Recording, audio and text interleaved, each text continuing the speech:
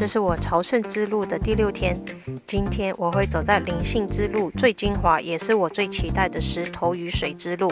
走过了梦游仙境一样的森林小径之后，就要穿过一大片的葡萄园，接着就要沿着大西洋的海边走，一路走到今天入住的小镇。要横跨这座白色的桥过登陆去，看起来很长哎。来到这里就是为了隔天要搭船，这可是朝圣之路的唯一水上路线。这一集包山包海，景色多变。你好，我是艾德森，欢迎订阅我的频道。那我们现在马上开始。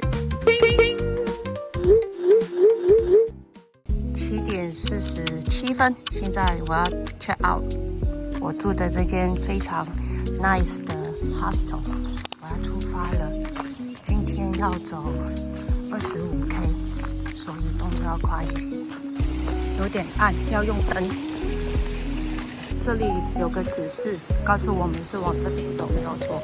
这个时候的天色来讲，说暗不暗，说亮不亮，所以头灯起不了很大的作用。但主要还是看你出发的季节啦。像我计划这个时候来，因为我想说在复活节的时候呢，我要在圣地亚哥那边过复活节，所以呢，我就是得3月底出发嘛。然后3月底的时候呢，他们就说，走这一条灵性之路、葡萄牙之路是属于雨季的，但是很幸运，目前我还没有遇到下雨，因为我想说，如果下雨走在这种路上，应该很不舒服，会走到怀疑人生吧？你看看这些路。如果是下雨的话，走起来很不舒服的，真的更有朝圣者的那一种感觉。这样就是我家前面有山坡，后面有小河，就是这样。一个转弯看到这一个瀑布哎。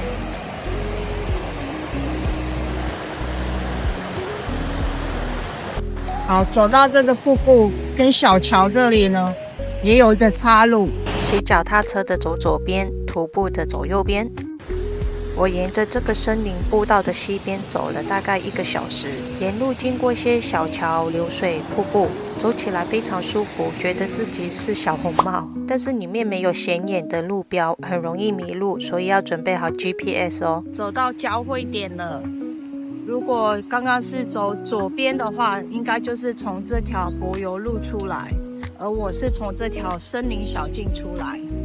昨天的路线真的超累的，因为走了6500多米的上坡，然后晚上睡觉的时候，我的脚板底好像有电流一样，就是一直电我的脚板底哒哒哒哒哒的那种感觉，好一会我才睡得上觉。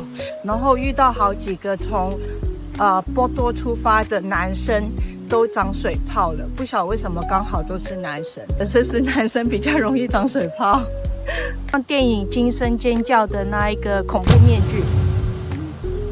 接下来这段路有个非常美的名字，叫做石头与水之路。当初我在做攻略的时候，光是听到这个名字就让我超级向往的。这段路是我觉得灵性之路中最漂亮的一段。刚才的那段路像是小红帽，但走进这里，我觉得自己变成了爱丽丝，走进了梦游仙境。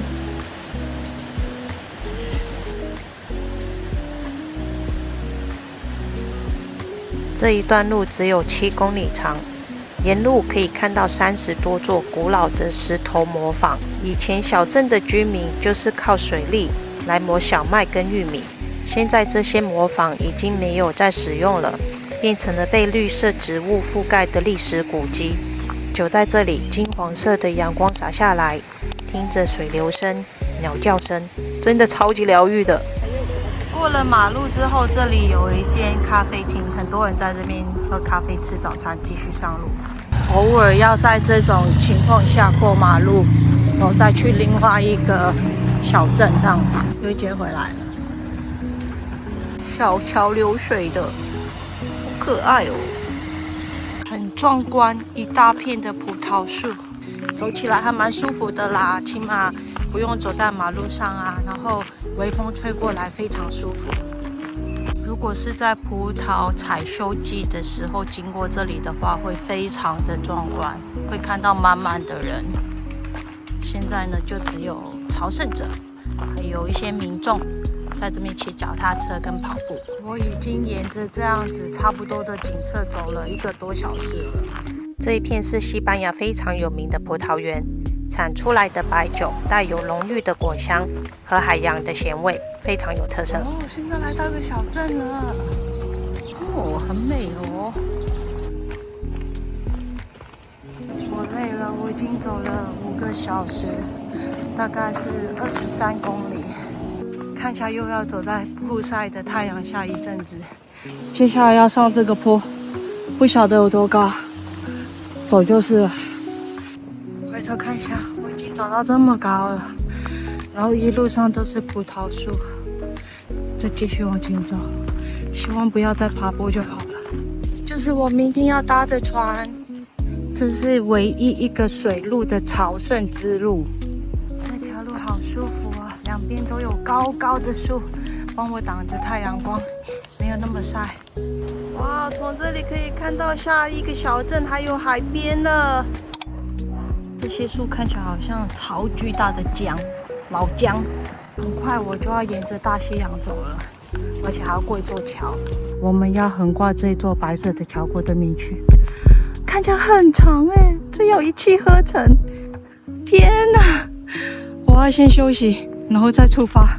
吃个饼干补充一下体力，然后再战胜那一座桥。各位，我没有在骗流量哦，我搞错了，我不是要跨这一座桥。我想说怎么这么恐怖？是我搞错了，是下面还有一座桥，我是要过那一座桥才对。幸好吃饼干的时候仔细看了一下，不然我就傻傻的走过去了。我沿着西班牙最西边的海岸线前进，眼前是一望无际的大西洋。